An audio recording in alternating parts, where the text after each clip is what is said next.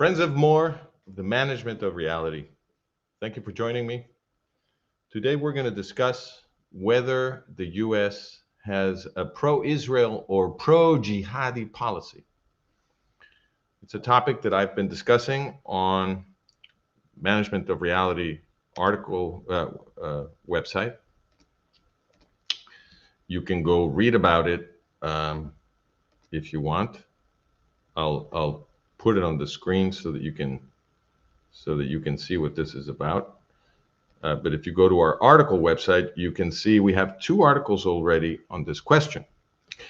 Now, of course, this is a question that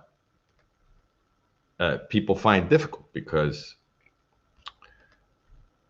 constantly all of our sources of authority, let us say, are telling us that the U.S. foreign policy is supposed to be rabidly pro-Israel, right? Forgive me, that's not it. Here we go. That's the English version. So it's supposed to be radically pro-Israel, and everybody says it, and we don't really have access to reality, right? We only have access to the media and to what the so-called experts in the media and in the universities tell us. And they're all, but it's not just them. It's any source of authority that you consult will tell you that U.S. foreign policy is rabidly pro-Israel. Everybody will say that. The U.S. politicians will say it. Israeli politicians will say it. The media will say it. The professors will say it. Enemies of Israel, friends of Israel, they'll all say it. The jihadists say it. The pro-Israel people say it. The woke left says it. The right says it. The woke right says it, right? The America Firsters are saying that too. So whether people are happy about it or complaining about it, absolutely everybody says that U.S. foreign policy is pro-Israel. So just to keep my contrarian bona fides, I'm going to make the opposite case, as I have been for many, many years. What you're seeing on the screen is a representation of what I have documented for you, which is the dollar value, the difference in the dollar value of U.S. weapons transfers to Israel and to Israel's enemies. It doesn't look good for Israel, does it? I'll get into the details in a second. If you want to read about this, as I said, it's already on our website, Management of Reality on Substack, where I explain all of the different assumptions and I give you all of the footnotes so that you can do as thorough a check on my numbers as you want. If you find any problem with it, I'll be happy to know about it, and I'll make the relevant corrections. But all of the stuff you need to do a check on my numbers is there. What am I considering an enemy of Israel? So and this is part of the structure of the argument I'm setting up, is that I'm not even considering all of the enemies of Israel, okay? I made a very conservative estimate. So I left out of my list of enemies countries that are relatively far away from Israel, such as Pakistan, Afghanistan. I'm not considering those, even though those countries are getting a lot of U.S. weaponry, and they're not friends of Israel at all, right? But they're relatively far away, so I left them out because I'm making a conservative estimate. In other words, I want to show you that even when you bias the analysis against giving the highest possible number for Israel's enemies, and simultaneously bias the analysis for giving the highest possible number for Israel as a recipient of U.S. armament, you still get a very, very, very, very lopsided result in Israel's disfavor. Okay? The first thing I'm going to do is, and this is going to be very surprising for a lot of people. A lot of people are going to be very surprised to find out that the U.S. sends, forgive me, way more armament in dollar terms to the enemies of Israel than it does to Israel. All right. First, I'm going to justify the list of enemies, right? These are all relatively near Israel geographically. And I'm going to explain for each one why it should be considered an enemy of Israel. So I'll start with Turkey. Turkey is governed by, I don't know how to say his name, Recep Tayyip Erdogan, I think is how you pronounce it. Don't really care. If I mispronounced it and he takes offense, I will be delighted. But anyway, Turkey's Erdogan has been lately threatening to conquer Israel. And he has claimed that, you know, he should have sovereignty over Israel because the Ottoman Empire once ruled that piece of land. So this piece of land, I should say, since I am now in Israel. And well, that kind of, you know, he's out of the closet now. He's saying openly what anybody who's paid any attention to Turkey has known for a long time, because Turkey has been a big supporter in terms of financing and sending weapons, training, healing wounded soldiers or terrorists, I should say, and so forth for a long time, right? So Turkey has had an aggressive anti-Israel geopolitical strategy for a long time, which makes sense because Erdogan and his party are jihadists and they're aligned with the Muslim Brotherhood. So, and the Muslim Brotherhood is the creator of Hamas, which is the deadliest terrorist force in the world, author of the October 7th massacre, right around here, where I am right now. I'm in Ashkelon. And not only that, he's been also a big patron of ISIS. Okay, we have a whole article documenting that on Management of Reality, if you're interested. For example, Mohammed al-Jolani, now the media is calling him Ahmed al-Shara these days because that's his real name. But I always call him Mohammed al-Jolani because that is the name he chose for himself as a terrorist, which of course he still is. So I'm going to call him Mohammed al-Jolani to remind everybody that is the name that he goes by as a terrorist. And it's also the name that was used in this State Department poster, U.S. State Department poster from just a few years ago, when they were offering a $10 million reward for his capture because he's a massive terrorist. Okay, so al-Jolani is the guy that Abu Bakr al-Baghdadi, the leader of ISIS, sent to Syria to open the Syrian chapter of ISIS there. Okay, that's al-Jolani. And in fact, he is the surviving leader of ISIS because al-Baghdadi was killed. So what remains of ISIS is al-Jolani's outfit, which keeps changing names, right? So first it was Al-Qaeda in Syria, then they changed it to ISIS, then they changed it to Al-Nusra Front, then they changed it to HTS. And now they call themselves the Syrian government, right? So they keep changing their name, but you shouldn't be confused by that. These are some of the worst terrorists in the world. The worst, unless you want to call Hamas the worst, but you know they're competing for that gold. And this is the guy that Turkey's Erdogan has been supporting diplomatically, with a lot of weapons, with logistics, all kinds of stuff. And thanks to the support that al-Jolani gets from Erdogan and also from Trump, al-Jolani has become the new government of Syria. Right? So Erdogan's Turkey is obviously an enemy of Israel. because ISIS has publicly said it intends to destroy Israel. They have never attacked Israel yet, but they have said publicly that they're coming for Israel.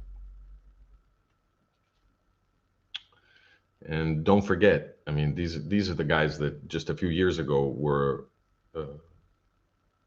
making these proud videos where they slowly beheaded their enemies, right?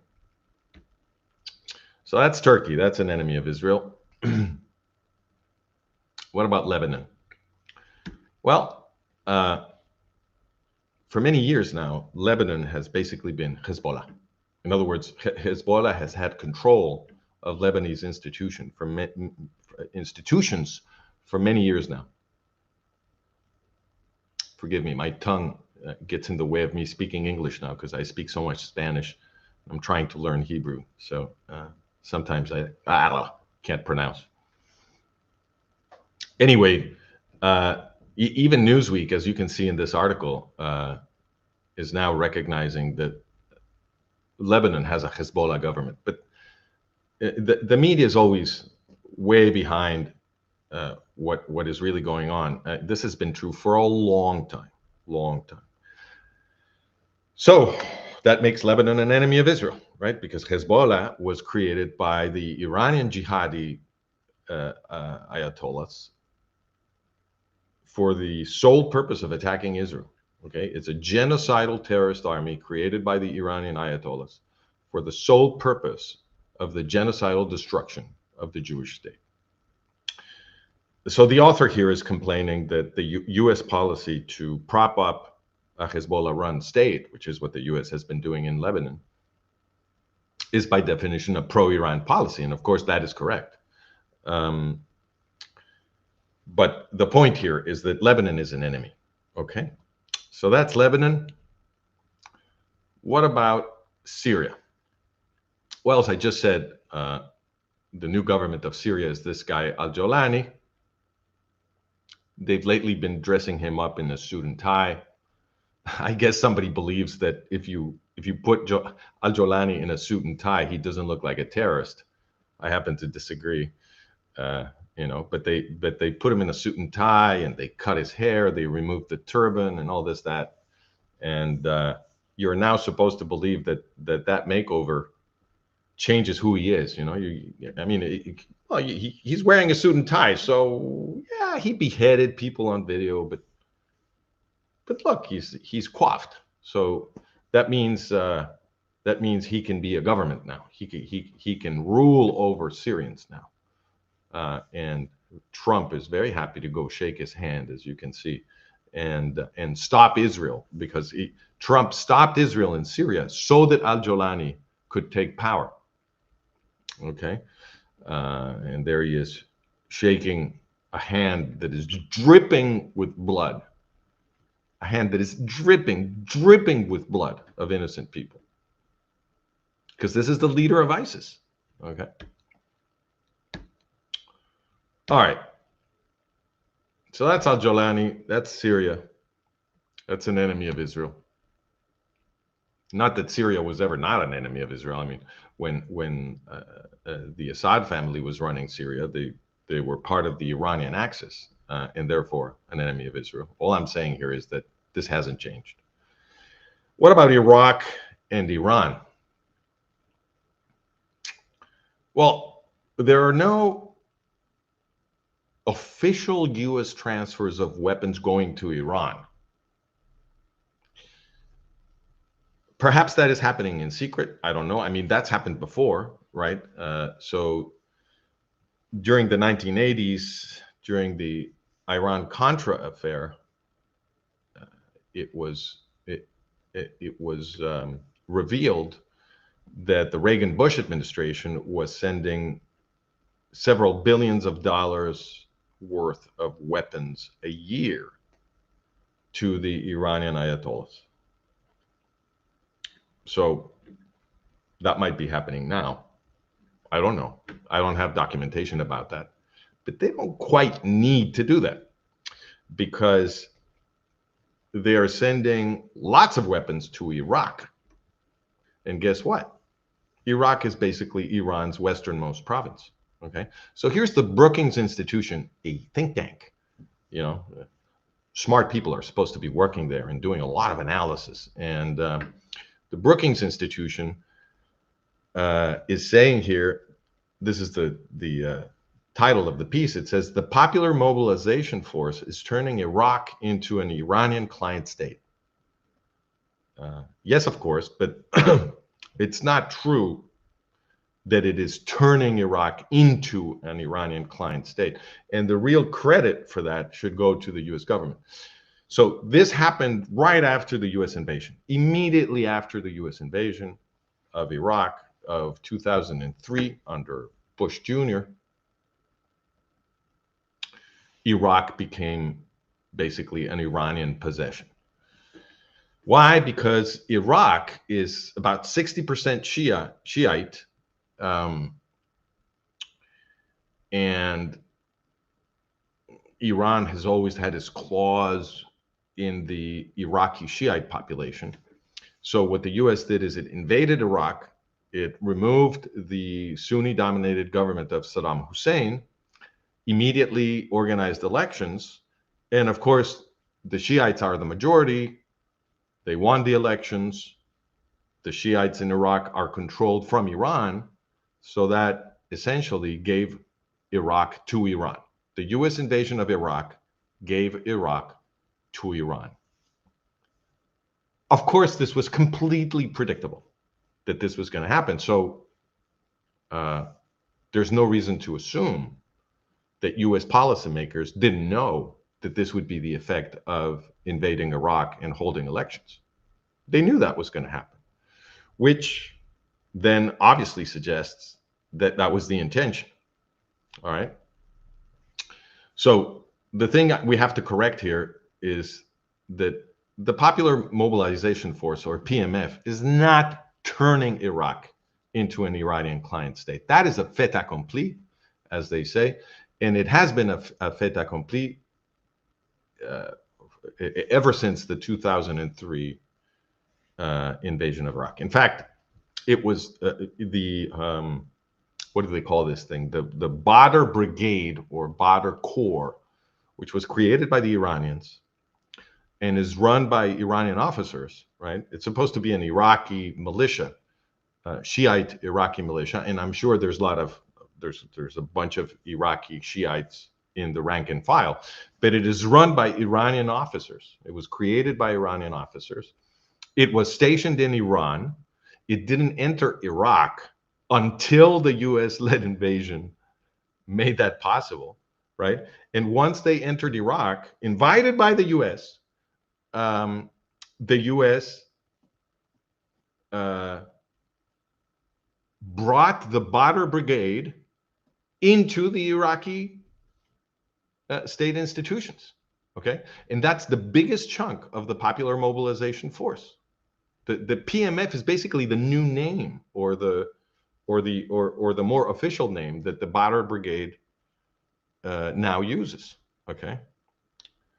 So this all happened in 2003. Now, I don't understand why this is still in Spanish. Hold on. Let me read this to you in English. I thought I had changed this. Forgive me. Let me go get this. So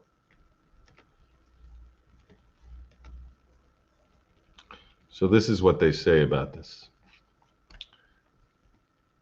Beyond its formidable presence, this is the Brookings Institution. Beyond its formidable presence in the Iraqi parliament, the PMF indirectly controls several ministries and the Supreme Court. The Supreme Court has exercised its influence over the country's elections, government formation rules, and Kurdish oil exports to suppress the PMF's political rivals. Within the security forces, the Badr Brigade, which I was just mentioning, controls the biggest chunk of the PMF, controls the Interior Ministry, and the PMF has a symbiotic relationship with some parts of the Iraqi security forces, including the military, where PMF officials have outsized authority. In other words, the PMF is basically running the Iraqi military, which means Iran is running the Iraqi military, okay? Caroline Rose of the New Lines Institute adds that the PMF controls Iraqi transnational highways, military bases, and border patrol posts, quote unquote. All right. So coming back to this. So obviously, Iraq is an enemy of Israel, right? It's run by Iran, and Iran is run by the Ayatollahs, who have been telling us for many years that the existential reason for the Islamic Republic of Iran is the genocidal destruction of Israel. They say it out loud, they say it proudly, they say it over and over again. They renew this promise every month or so with state-sponsored rituals where they yell death to America and death to Israel and so forth.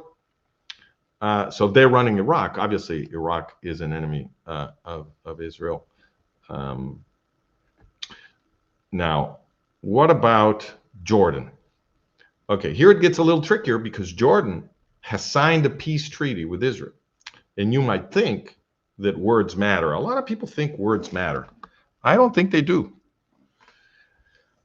I've repeatedly explained to my audiences that the way to build a reasonable geopolitical model is to ignore what people say, to ignore what people in power and people in the media say, because what you say costs you nothing.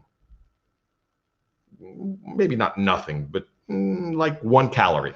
Okay, you're moving your lips. That's all you're doing. It's not a big effort. It's almost the tiniest effort anybody can make. So it's so cheap that we might well approximate it with the number 0. And since it costs you nothing, it is not a reliable signal of anything. What you need to pay attention in order to build a reasonable geopolitical model is look at people's behaviors, and particularly people's expensive behaviors. Okay, the peace treaty between Jordan and Israel is words. That's all it is. Maybe not articulated by a mouth, although it could be. It's words on paper. It's basically the same thing. It's free, costs nothing. So the treaty doesn't mean a thing. What does mean something? Well, if you read this, oh my God, what happened here? I thought I had this in English. I don't understand what happened. Oh, I must have put it in the other one. I see. Well, I'll go to the other one so that you can read this. Okay, that's what I did. Yes, that's exactly what I did. Okay, here it is. So, at least I'm smart enough to figure out what I did, which is not always the case. So you should be grateful. All right, so it says, since its founding in 1945, the Jordanian Muslim Brotherhood has enjoyed decades of almost continuous parliamentary presence and state acceptance in Jordan, participating in elections, organizing events, and even establishing a hospital. The Muslim Brotherhood is deeply embedded in Jordan. So that's a summary of what this guy Joas Wagemakers found in his study of the Muslim Brotherhood in Jordan. And if you talk to this guy Mudar Zahran, whom I recently interviewed, you can go see that interview on our English language YouTube channel. He says that the organization's global headquarters, which the Muslim Brotherhood refers to as a community society, is in Jordan, just miles from the King's Palace, led by Hammam Sayed, a ruthless PhD in Sharia law. This centralized command ensures unwavering discipline, even among high-profile members, like Turkish President Recep Tayyip Erdogan, who, according to Zahran, visited Amman shortly after his election to pay homage and make clear what his ideology is centered upon. So, according to Mudar Zahran, who presents himself as the leading opposition figure in Jordan, I think he probably does know a lot about Jordan. He says that Jordan is like the Muslim Brotherhood Central, the worldwide headquarters, the most important leaders of the Muslim Brotherhood are stationed in Jordan. And he explains, just like Joe's Wagemakers found, that the Muslim Brotherhood is deeply entrenched in Jordan. Okay. Well, Muslim Brotherhood is the creator of Hamas. So if the Muslim Brotherhood is deeply entrenched in Jordan, Jordan is an enemy, right? Not only that, Jordan has been very tightly allied with the PLO, with PLO Fatah, what we now call the Palestinian Authority. Yeah, they fought in the early 1970s when the PLO was in Jordan, tried to take over Jordan. So they fought. Jordan expelled the PLO Fatah from Jordan. But then later in the 1980s, they mended fences, and Jordan actually made very important diplomatic moves to help get the PLO into Israel, to help construct the peace, the so-called Oslo peace process. And they've been big supporters of PLO Fatah ever since. So, and PLO Fatah is a terrorist enemy, terrorist genocidal enemy of the Jewish state. So no matter how you look at it, Jordan is an enemy. The peace treaty means nothing. What about Saudi Arabia? Well, Saudi Arabia is the biggest source of funds for the PLO Fatah terrorists, traditionally, historically. So that right away turns them into an enemy of Israel. And they've also been financing other jihadi groups, including ISIS. If you want to read about that, this is the argument. This is the article where we document all of that. The role of Turkey creating ISIS and supporting ISIS is also documented here. So Saudi Arabia is an enemy. What about Egypt? Egypt has also signed a peace treaty with Israel, and that one is also meaningless. One of the stipulations of the peace treaty signed between Egypt and Israel is that Egypt must keep the Gaza-Egypt border free of tunnels that Hamas can use to smuggle weapons and all kinds of other stuff, right? And Egypt has allowed this to happen over and over again, okay? Moreover, and a very important stipulation of the peace agreement between Egypt and Israel was that Egypt was to keep the Sinai Peninsula free of weaponry. It has to be a demilitarized zone. This is something that Egypt agreed to in the Camp David Accords, which Jimmy Carter brokered, so that Egypt could get the Sinai back. Okay, because in the 1967 war, the Six-Day War, which Gamal Abdel Nasser announced would be the genocidal destruction of Israel, Egypt lost. Everybody, all of the Arab countries lost. Israel won in 6 days. And one of the territories that Israel's enemies lost was the Sinai. Egypt lost the Sinai, and it lost Gaza in the Six-Day War. So what the Camp David Accords stipulated was that in order to get the Sinai back, Egypt had to sign a piece of paper that said, we will not try to exterminate the Israeli Jews again. And additionally, Egypt had to promise to keep the Sinai demilitarized. Okay, so and that would serve as a buffer protecting both Israel and Egypt. Well, Egypt has been conducting military exercises, obviously designed for an imminent invasion of Israel, stationing all kinds of weapons on the Sinai Peninsula. And that, of course, is a violation of the peace treaty. And it means that Egypt is now at war with Israel, because that's what it means. When you have a peace treaty with another country and you violate the peace treaty, the legal consequence is that you are now at war. And therefore, if Israel were now to invade the Sinai and take it back, it would be fully within its rights. And I think it should have done that already. But in any case, Egypt is at war with Israel. So obviously, it's an enemy. All right, so those are the enemies of Israel I am considering. Now let's look at how much weaponry in dollar terms they get from let me go to the I'm sorry that I got this so mixed up. I will go back to the English here. So here we go.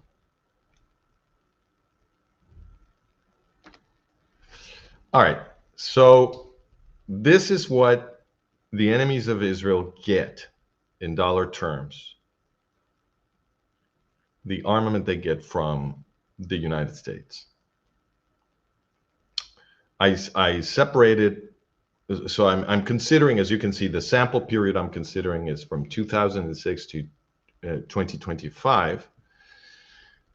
And I'm separating the Trump year so that you can see that Trump is consistent with the pattern, okay? There's nothing new here. Trump is sending giant amounts of armament to Israel's enemies. The total for those 9 years is it 9 years or yeah, is $780.5 billion. Okay, because the units here are millions of dollars. So $780.5 billion in the last decade have gone to Israel's enemies. It's a lot. How much has the US sent to Israel in dollar terms? 137 billion. That's it. If you want to see how I reached these numbers, go to the article. Everything is footnoted. You have all of my sources. You can go check everything I did. Okay. And I repeat, I was doing this with a bias to make the number smaller for Israel's enemies and as big as possible for Israel. And still, this is what I got.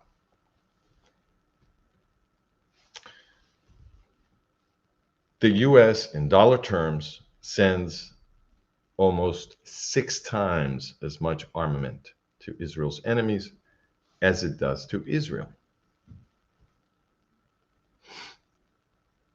Now, the most interesting number in this table is Iraq. Why do I say that?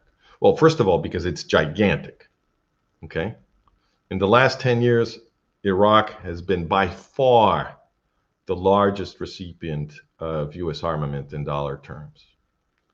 574 billion.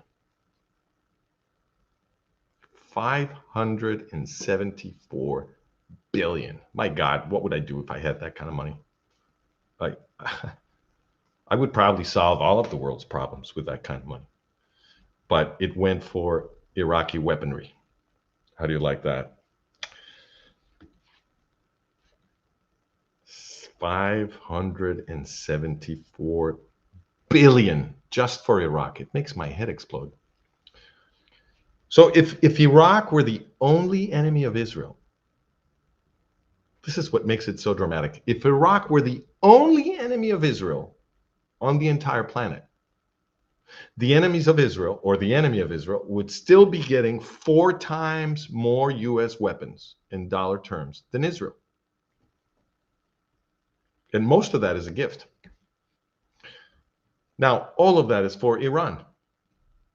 Why? Because as we just said a few minutes ago, Iraq, thanks to the US-led invasion of 2003, has become the westernmost province of Iran. How about that? So the US bosses are sending the biggest chunk of armament to any country in the world, in dollar terms, to Iran. The worst enemy of Israel. The country that was founded on the mystical, eschatological mission to destroy Israel in genocide. That their entire reason for being is to destroy Israel in genocide. And the US bosses, of course, know that Iraq is basically controlled by Iran. They know this. I mean, if the sleepy academics at Brookings know this, and at the New Lines Institute know this, of course US policymakers know this. But they knew it before anybody else because they were the ones bringing the Badr Brigade, created in Iran, to become the Iranian state, the Iraqi state, right after the US invasion of Iraq. So of course they know this. They've been sending all of these weapons to Iraq, knowing that it's for Iran. And that is entirely consistent with previous policy, right? Remember, as I was also mentioning a few minutes ago, in the 1980s, the US was secretly sending several $billion in armament a year to the Iranian Ayatollahs. And when they got caught, this was called the Iran-Contra scandal, or the Iran-Contra affair. Of course, when they were caught, the Reagan-Bush administration regaled US voters with this children's story. They always give US voters a children's story. It's amazing that this works, but it does. They told US voters that they were trying to do a good thing, that Reagan was trying to save a few hostages that Hezbollah, which is a creation of the Iranian Revolutionary Guard Corps, was holding in Lebanon. Okay, that was the story. So they were sending billions of dollars in armament to the Iranian jihadi terrorists so that Ayatollah Khomeini would, so that they would beg Ayatollah Khomeini to talk to Hezbollah to release 5 hostages in Lebanon. Can you believe that story? Well, US voters did. It couldn't be true. Not merely because it's ridiculous, although that is quite enough, but it couldn't even be true in principle, because a few years after this claim was made in public by Reagan, several investigations, the most important, or the original one, by the Danish Seamen's Union, several investigations demonstrated that the arms shipments had begun in 1981, and there were no hostages in Lebanon in 1981. The first hostage was taken in 1982. So obviously the decision to start sending all kinds of weapons to Iran had nothing to do with hostages, right? And even as the armament was flowing, when there were hostages later on,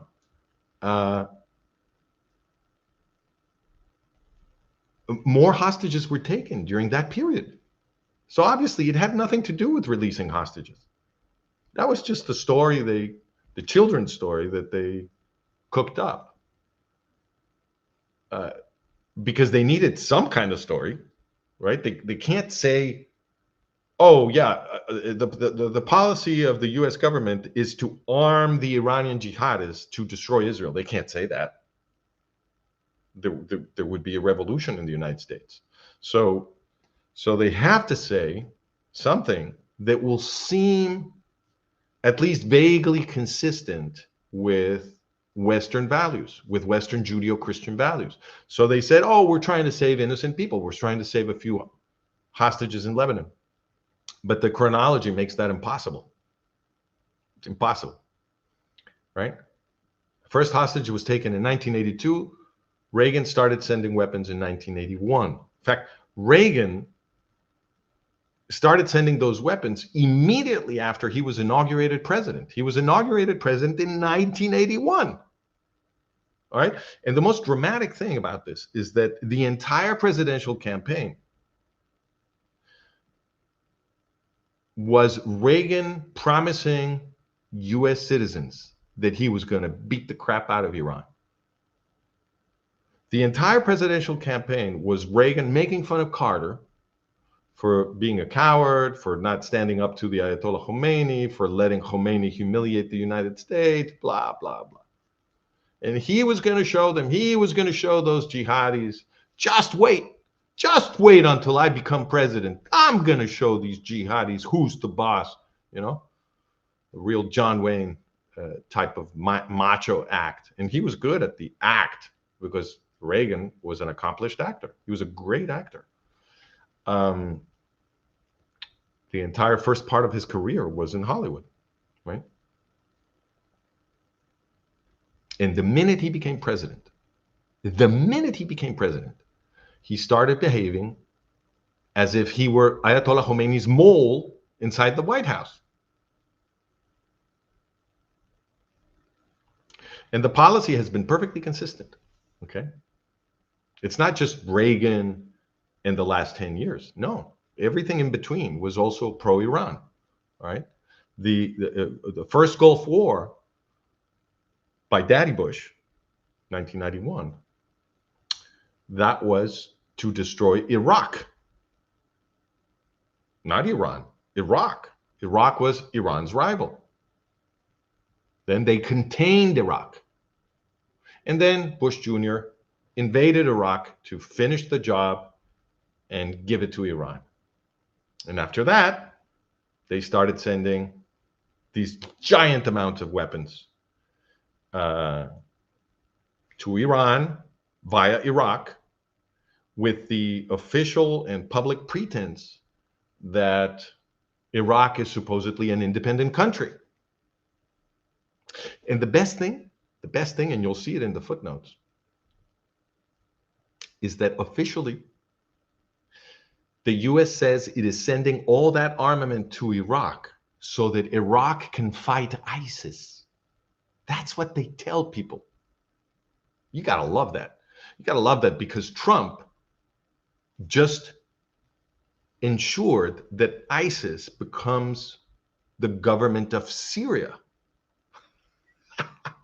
So they want you to believe that Iraq is an independent country and that they're sending weapons to Iraq so they can fight ISIS, the very group that Trump just enshrined as the new government of Syria.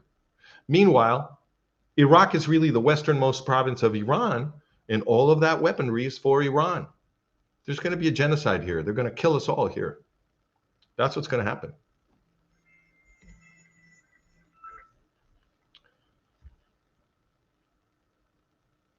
If you want to understand this better, I suggest you read the whole Iran-Contra series. We haven't finished it, but there's enough there for you to get a sense of what happened.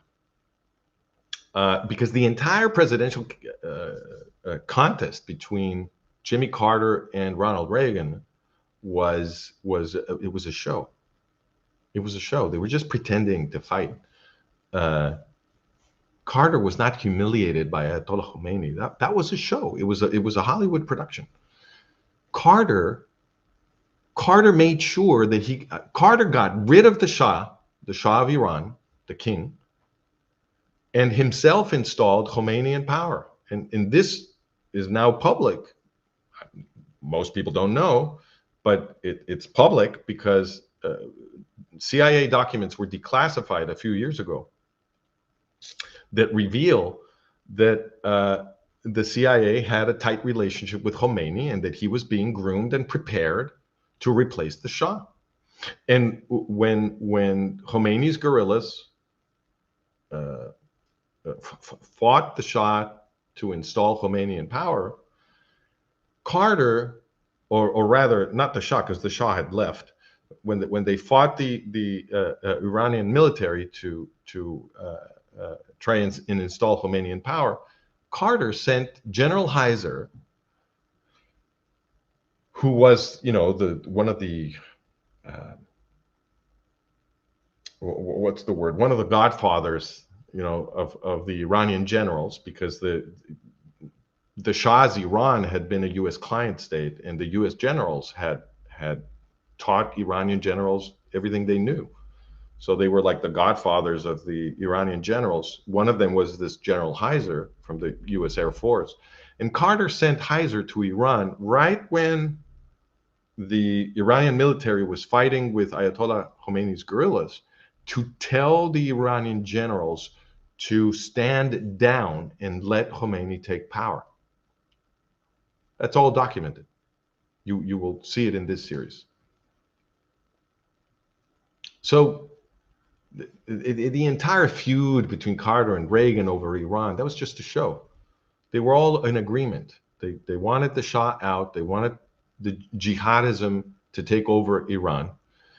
And the minute Reagan was inaugurated president, he started arming the same Khomeini to the hilt. Okay. All right. Everything Trump has done is consistent with this. So we saw him in the 12-day war. We saw him enter the war to stop Israel, right? So Israel was beating the crap out of Iran in the 12-day war. Most amazing fact about that war is not Israel's amazing precision strikes to kill high-profile members of the Iranian military and security forces in their apartments, taking out only the apartment where they are, right, and leaving the rest of the building unscathed. That's impressive, but that's not the most amazing aspect of the 12-day war. The most amazing aspect is that Iran couldn't take down a single jet fighter of the Israelis. They had basically no air defenses, no usable air defenses. They were just shooting at random. So they were going to lose that war, right? Israel was perhaps hours away from taking down the Ayatollahs and saving Iran. And what did Trump do? First of all, he was begging the Iranians to come back to the negotiating table so that he could stop the Israelis. He said all of that in public. He said it on his Truth Social network. Okay, he posted on his Truth Social network that he wanted to, quote, save the Iranian empire, unquote. It's pretty candid. Sometimes Trump has what you might say a less than disciplined control over his own mouth, and he says the quiet part out loud. Sometimes he screams it. He said he wanted to save the Iranian empire, and that's what he did. The internal political structure of Iranian jihadism made it impossible for the Iranian Ayatollahs to come back to the negotiating table because they were having a fight with Satan, right? They call Israel Satan. So they couldn't lay down their arms. They're fanatical jihadis.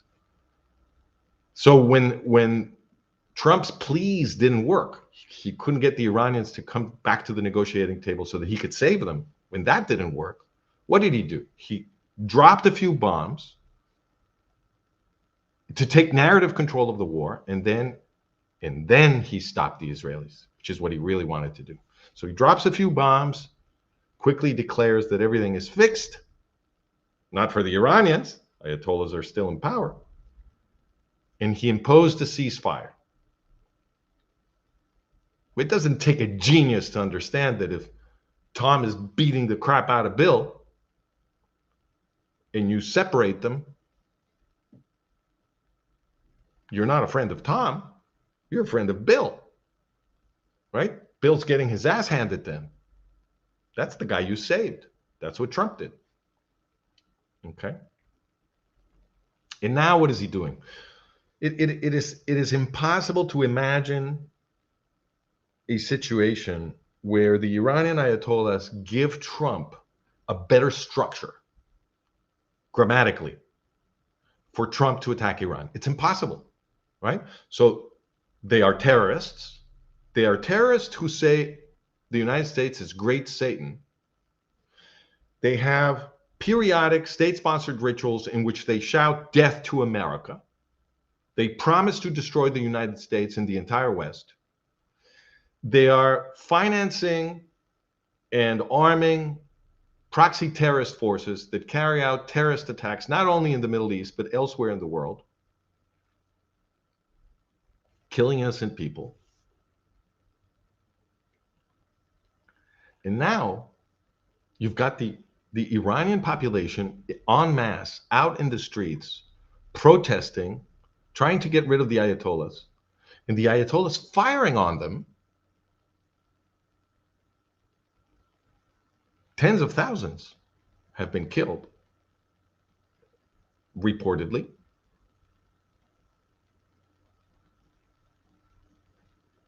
And the 12-day war already demonstrated that the Iranians can't defend themselves. It's an easy win for Trump. If he were an enemy of the Ayatollahs. But what does he do? He drags his feet. Makes up excuses. What happened a few weeks ago was really incredible. So the Iranian the Iranian people were protesting en masse, right? And Trump says, if they start shooting on Iranians, I'm going to shoot. I'm going to start shooting too. That's what he said.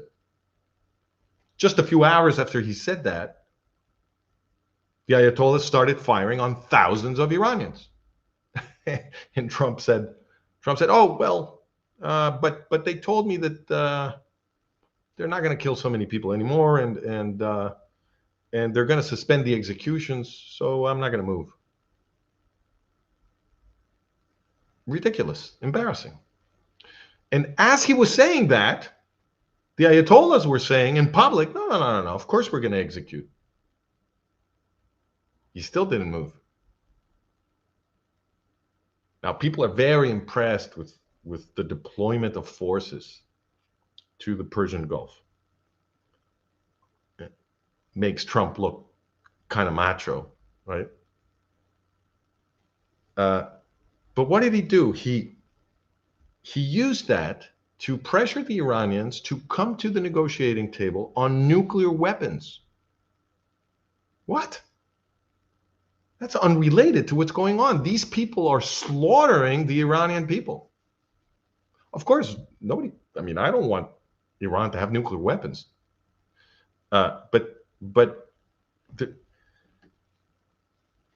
These things are unrelated, okay? They're unrelated. If the reason you said you were going to shoot is that the Iranian Ayatollahs are firing on ordinary Iranians, well, that's the thing you were supposed to fix, right? So your response can't be, or it doesn't make sense for your response to be, oh, now we have to negotiate on nuclear weapons. No, if the Iranians sign a nuclear deal now, and then Trump, goes back to the United States with his aircraft carriers or whatever, the Ayatollahs are still going to be in power. They're still going to be beating Iranians to a pulp. They're still going to be funding their terrorist proxies. Still going to be using the weapons that the U.S. sends to Iraq to prepare the destruction of Israel. Okay? So this is just, it's another show. That's what it is. So what's the prediction? Let's make some predictions. Whatever Trump does in Iran will be bad for Israel. That's my prediction. People want me to make a more precise prediction. I can't. I can only make qualitative predictions. Why? Because that's all the model affords. Okay? I can only make qualitative predictions because the U.S. bosses have many different possibilities at their disposal. There's many things they can do to hurt Israel. So they could sign a nuclear deal with Iran and call it quits, which of course is going to be, it's not going to be a real nuclear deal, just like Obama's wasn't, right?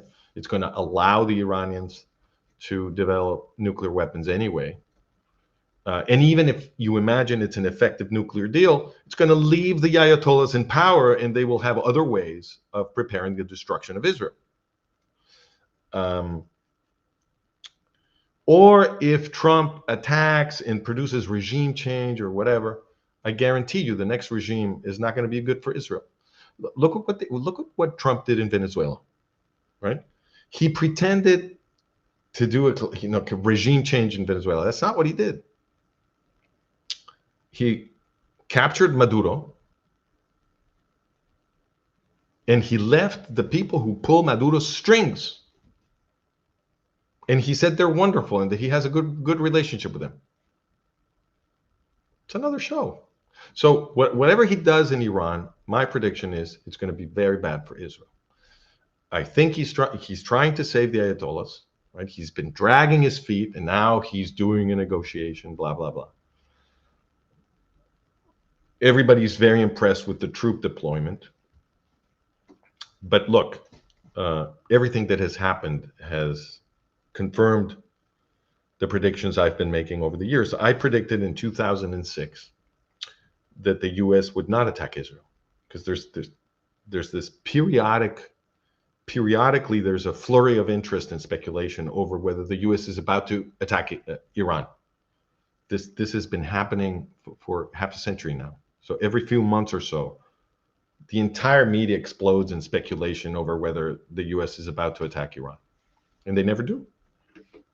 So in 2006, in the middle of one of these, I published an article that said, no, the U.S. will not attack Iran now, and they never will, unless attacking Iran is bad for Israel. Because I already had my model, the basic outline of my model together. So, put together rather. And the 12th Day War matched my prediction exactly, right? Yes, the U.S. dropped a few bombs on Iran, but the only reason for that was to stop Israel and save the Ayatollahs. So the U.S. did attack Iran, but only to make things worse for Israel. Israel was hours away from producing regime change in Iran. They would have been the saviors of Iran. Remember, right before, a few months before the 12th Day War, or like a year before the 12th Day War, rather, the Israeli government had promised that they could solve Iran's water crisis. And that's what they would have done. They would have solved Iran's water. Iran is about to be self-destroyed because they no longer have water, because the fanatical jihadi ayatollahs have so mismanaged the country that they're out of water. Okay, just a few months ago, in November, the president of Iran was announcing publicly that perhaps the capital city had to be evacuated because they don't have drinking water. Imagine that, right? So if Trump had just kept his mouth shut in the 12th Day War, Israel would have saved Iran. But they don't want that. They don't want Israel to look good, and they don't want Israel to be safe. They want to save the Ayatollahs, and then they want to keep sending weapons to Iran via Iraq. That's what they're doing. So this is the prediction. Whatever Trump does will be bad for Israel. Stay tuned, because you will know very soon whether I'm right. I want to make a quick announcement before I go, and that is that for people who join us as paid subscribers on Substack, we will be having Q&As right after the weekly podcast. So now we've been disciplined now about having a podcast every week. We're going to keep being disciplined about that. And right after the podcast, we're going to have a Q&A so that you can interact with me directly. But that's only going to be for paid subscribers on Substack. So if you'd like to be on those Q&As and you would like the opportunity to ask me questions directly, shoot the breeze with me, do some theory together, try to figure out what's going on. It's a lot of fun, I guarantee it. I'll be very happy to have you. So go on over to our Substack page and join as a paid subscriber. And starting next week, we will have these Q&As, and I'm sure that there will be a lot to talk about because a lot of interesting stuff is going on. So thank you for joining us. I'll see you next Thursday, and stay safe.